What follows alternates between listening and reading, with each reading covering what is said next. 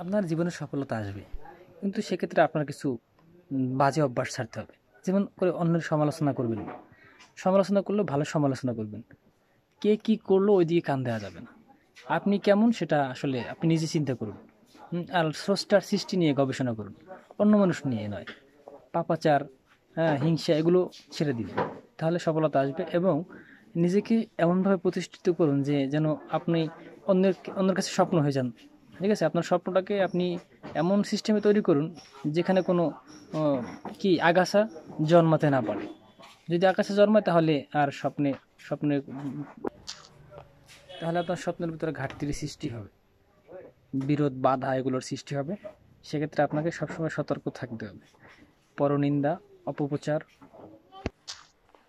গীবত এগুলো করা যাবে না।